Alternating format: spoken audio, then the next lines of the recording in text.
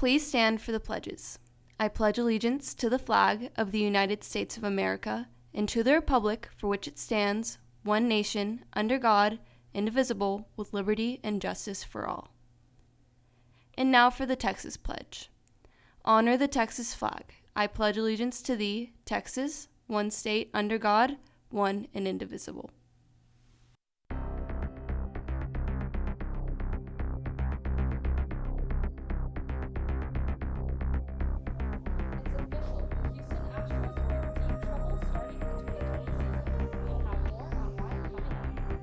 And the first rose ceremony is under wraps. I have an update on last week's episode of The Bachelor in just a moment.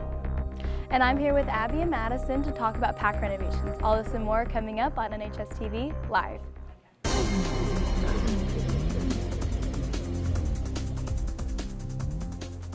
After months of investigation by Major League Baseball, it was announced by the Commissioner of Baseball yesterday that the Houston Astros cheated during the 2017 playoffs and World Series. The team used a scheme to steal signs using an outfield camera, which were then shown on a monitor close to the home dugout. A player would then bang on a garbage can to signal to let the hitter know that what was about to be thrown.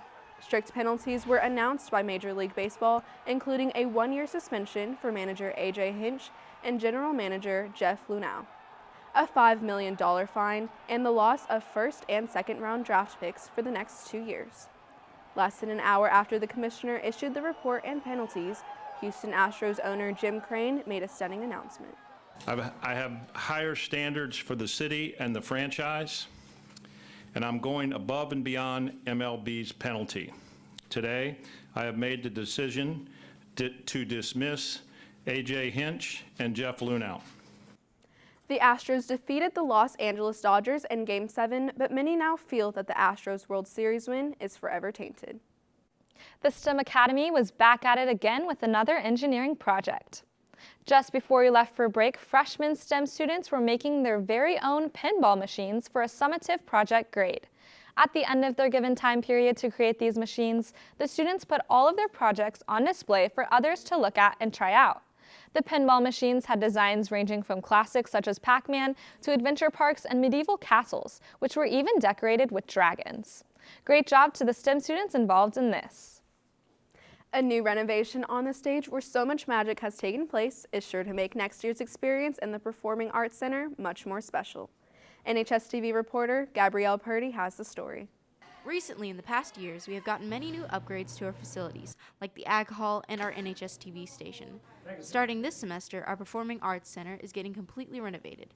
That performance area we will not have. The PAC was originally built with all new equipment and was the best PAC in the area, but through the years, the equipment has become outdated. We don't have DMX run to the stage right now.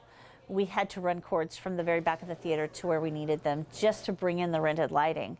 With the new renovations, the theater department is going to benefit greatly, but there is going to be some struggles for the second semester's one-act play. Because that is intended for a large proscenium stage. Luckily, our sister schools, Byron and Eaton, are helping out by allowing them to practice in their PACs. Although the struggles and tons of organizing and cleaning to prepare, the whole theater department is ready to get a new upgrade. I'm looking forward to that new stage surface. We've got a few places on the stage that were getting a little rusty for us that weren't doing so well. These new upgrades will provide our theater students with many new opportunities. Cosmetically, it's going to look beautiful. It needed a facelift. This has been Gabrielle Purdy at NHSTV. Thanks, Gabby. I'm here right now with Abby and Madison. So you're in choir, correct? So how will that affect choir? So we can no longer have our concerts in the PAC, so we'll have to commute for our UIL concert and have our last year concert in the cafeteria. Oh, that'll be interesting. Yeah. And then how will it affect theater? Well, for theater, most of our shows are on the stage. So now our show Eurydice, we're going to have in the Black Box January 24th and 25th.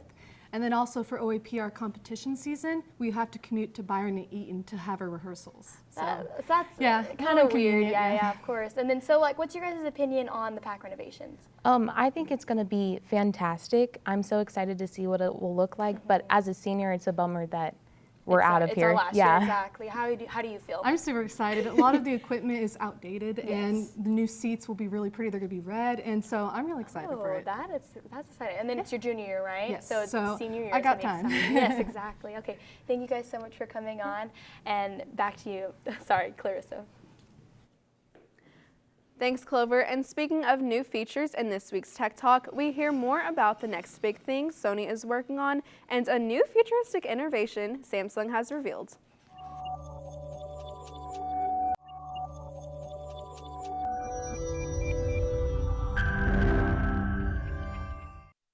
Sony fans watching the CES conference anticipated more news on the PlayStation 5, but were taken by surprise when Sony showcased the Vision S, a new electric concept car. While the car isn't expected to be produced for the public, Sony used the car to demonstrate their technological advances. With a panoramic screen under the dashboard, 360-degree audio technology, and 33 radar and camera sensors, Sony definitely made a statement about the future of their company. Chinese smartphone brand OnePlus has partnered with automotive company McLaren to make a new smartphone with a disappearing camera.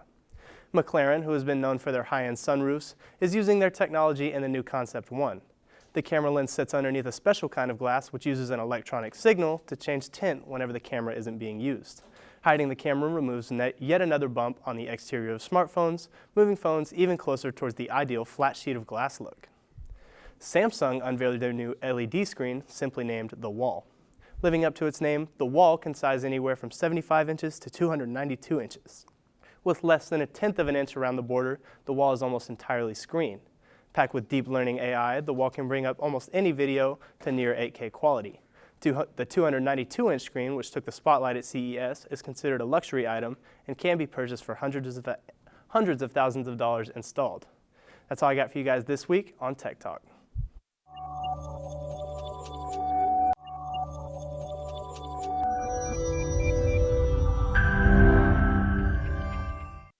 Let me tell you, that wall looks pretty nice. You know what would be great to watch on that? The Bachelor. Hello, I'm Mitchell Bellwood, and for these next few weeks, I will be taking you guys on the romantic journey of Peter Weber and his experience on The Bachelor.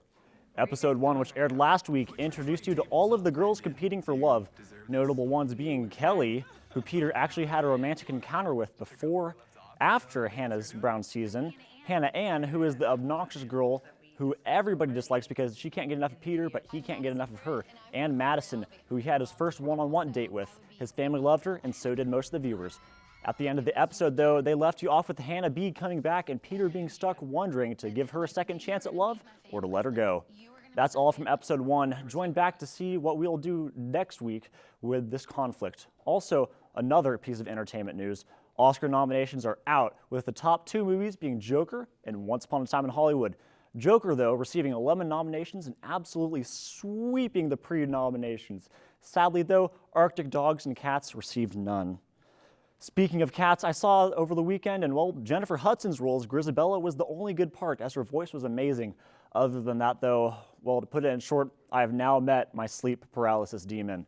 Well, let me tell you, The Bachelor, have y'all seen the new episode that came out last night? I watched last night's episode. It was really good. It was really intense. This season is going to be crazy. I actually haven't watched it. I don't know, I'm kind of like boycotting it, I guess. But now knowing that Hannah is going to be on there, it sounds very interesting. Yeah. Tomorrow we will see how one class had an interesting way of taking their finals. And find out how you can help support our Lady Texans soccer team. Thanks for watching, Texans. This has been NHSTV Live.